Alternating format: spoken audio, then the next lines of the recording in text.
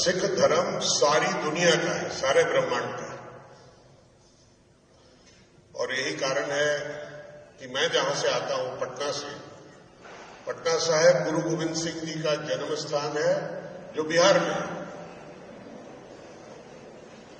जो गुरु नानक देव जी का जन्म स्थान है, वो ननकाना साहिब है, पाकिस्तान में रह गया।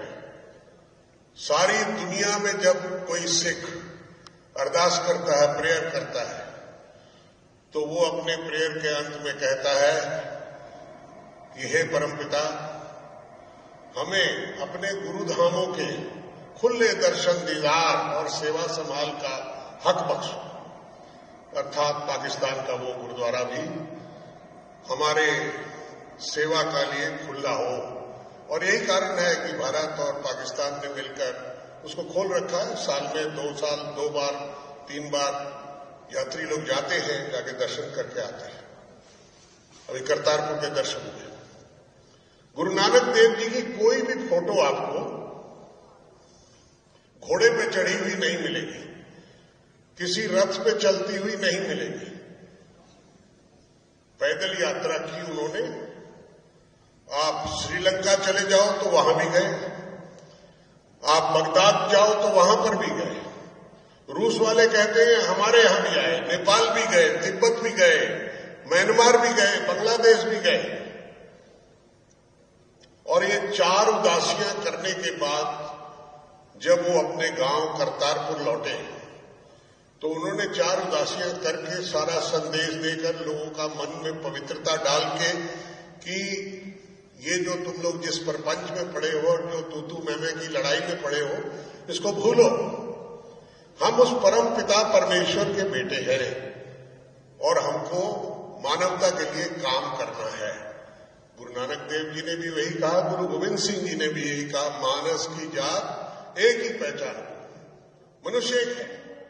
जो अभी हम बाप हिंदू मंदिर में गए, वहां पर भी तो यही कहा कि नेचर का कोई धर्म नहीं, हवा का कोई धर्म नहीं, पानी का कोई धर्म नहीं और धरती का कोई धर्म नहीं, इस ब्रह्मांड का कोई धर्म नहीं। कोई नहीं कह सकता ये मेरा है, ये उस परमपिता का है और उस परमपिता को ही आराधना है।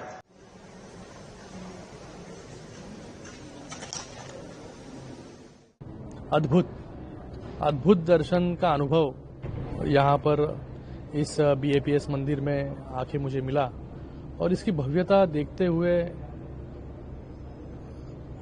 जिन्होंने इसके अंदर उनका योगदान दिया है, मुझे लगता है कि उनको मैं नमन करता हूं कि उन सभी के प्रयासों से अबू धाबी में इतना बड़ा मंदिर बना और वो भी डेजर्ट के बीचों बीच, रेगिस्तान के बीचों बीच, जहां कभी भी कोई कल्पना नहीं कर सकता था कि इतना बड़ा भव्य और दिव्य मंदिर बन सकता है। मैं BAPS संस्था का तहे दिल से धन्यवाद अदा करता हूं कि आज उनके प्रयासों से, उनकी इच्छा से देश के अलग अलग भागों में ऐसे बड़े भव्य दिव्य मंदिर बने हैं। भारत में भी बहुत सारे मंदिर हैं, लेकिन अबू धाबी में मंदिर बनना, ये उसमें बहुत बड़ी बात है। ये बहुत कुछ कह जाता है भारत की अस्मिता के बारे में, भारत की आस्था के बारे में। और वो आस्था और अस्मिता आज इस अबू धाबी में भी आप सभी के माध्यम से लोगों को एक खुद का एक मंदिर यहाँ पर मिला है। मुझे लगता है कि एक बहुत बड़ी बात है। मैं हमारे प्रधानमंत्री नरेंद्र मोदी जी का भी धन्यवाद अदा करता हूँ कि उनका बहुत बड़ा योगदान इस मंदिर में लगा है। हमारे past external minister Sushma Swaraj ji का भी मैं यहाँ पे तहे दिल से धन्यवाद अदा करता हूँ। जब भी वो मंत्री थे एक्सटर्नल अफेयर्स, पूरी निगरानी के अंदर ये मंदिर की नींव रची गई। मैं UAE सरकार का धन्यवाद अदा करता हूँ। मैं यहाँ के रॉयल्टी का धन्यवाद अदा करता हूँ कि जिन्होंने ये मंदिर के लिए जगह दी, और उन सभी लोगों का धन्यवाद अदा करता हूँ कि जिनका योगदान इसमें है। जब मैं एक ऑडियो विजुअल देख रहा था, तब उस ऑडियो विजुअल में बताया गया है कि जमीन मुस्लिम कम्युनिटी से आई, आर्किटेक्ट एक क्रिश्चियन है, मंदिर बनाया हिंदू कम्युनिटी ने, डिजाइनिंग और एक कम्युनिटी ने की। अलग अलग रिलीजन के लोग सर्वधर्म समभाव के आधार पर इस मंदिर की नींव रखी गई है और इतना बड़ा विशाल मंदिर यहाँ पर बनाया गया है। मैं खुद को भाग्यशाली भी समझता हूँ कि यहाँ पर आके दर्शन करने का अनुभव मुझे मिला, एक अवसर मुझे मिला।